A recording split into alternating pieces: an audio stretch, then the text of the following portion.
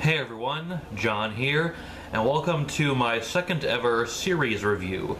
Yeah, I'm taking a little bit of a break from the requests for now, but don't worry, I'll get back into them right after this. So yeah, last time I talked about a show that I really like, Girl Meets World, and this time I'm going to be talking about a show that I don't like so much. Yeah, this time we're going to be taking a look at the first season of the mediocre Disney Channel spin-off / sequel Bunk'd. Yeah, they decided to give Jessie a spin-off, and although it's not quite as bad as I originally expected it to be, it's definitely not good either. So what is this show about? Well, this time, instead of the nanny Jessie looking out for the 4 adopted children, this time 3 of those children are spending their summer away at Camp Kikiwaka. Wait, 3? Who did they leave behind? Aren't there supposed to be 4 of you? Our brother Luke got stuck in summer school. Probably because he can't spell either of those words. But yeah, in this show, the group of spoiled rich kids are away at a dirty summer camp away from Facebook. And sadly, they don't really do as much with that potentially funny premise as they could. But I'll get back to the comedy in a little bit. Let's talk about the characters for now. The 3 kids here are Emma, the oldest girl, Ravi, the middle boy, and Zuri, the youngest girl. And they're pretty much the same characters that they were on Jessie. And they're fine as the show's protagonists, I guess. I mean, Ravi's voice is still kind of annoying, but whatever, you get used to it. And although I don't really have a problem with them getting rid of Jessie and Luke, I really wouldn't have minded if they somehow found a way to get their butler Bertram into this show, because he's awesome. And one more thing. I can't do this anymore! I've been living a lie! The truth is... I'm lazy. But then there's the new characters. First we have Lou, played by Miranda May. She's a camp counselor there, and she eventually becomes best friends with Emma.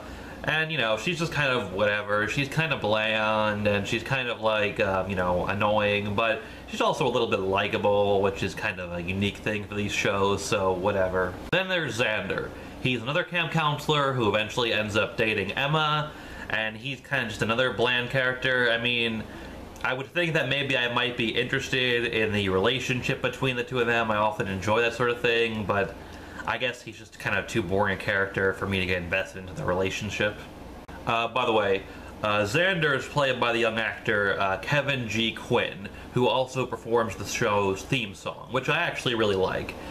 It's catchy, the guy has a nice voice, and it actually, you know, captures the theme of the series very well, so that's good. Then there's Tiffany, a young girl who comes from a home with an extremely overbearing mother with, like, high expectations for her daughter.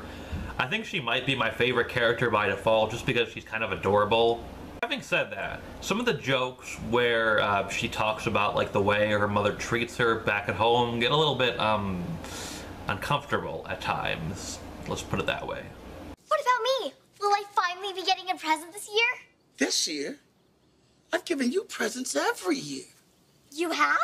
But I've never made it onto your had a paper published in an Ivy League journal list. Yeah, that's not a thing. And lastly, there's my least favorite character, Jorge. He's a young boy, and his, you know, main character trait is that he's just kind of really annoying and gross. And that's about it. I don't get out. Trust me, you want me to sleep downwind, especially on burrito night. I once had a 23-minute fart. You know what, I think maybe I'll take Luke back. He doesn't seem so bad right about now. Speaking of gross humor, this show, you know, takes advantage of the dirty, gross setting that is a summer camp, and, you know, adds in a good amount of that sort of gross humor to it.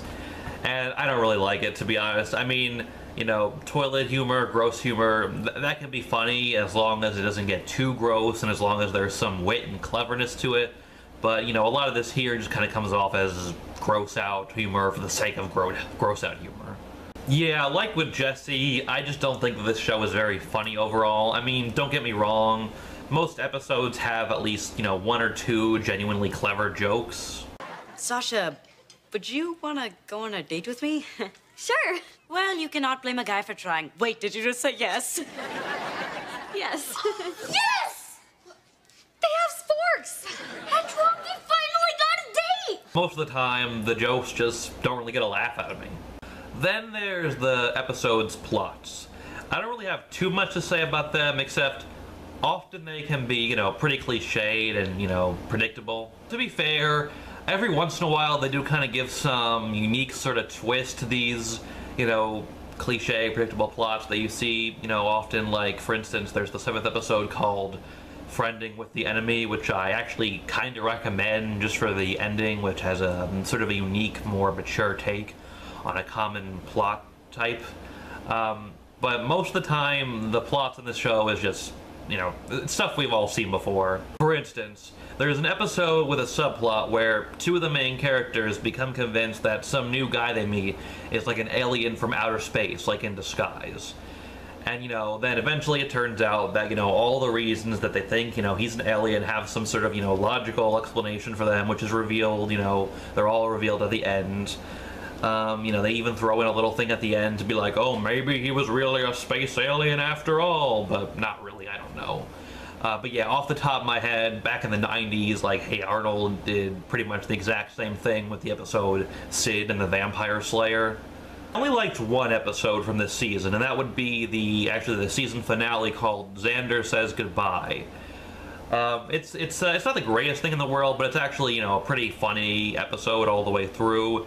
And it has like a decent plot about the character Xander getting in a kind of cliched, but, still enjoyable, disagreement / conflict with his dad. It's pretty enjoyable to watch.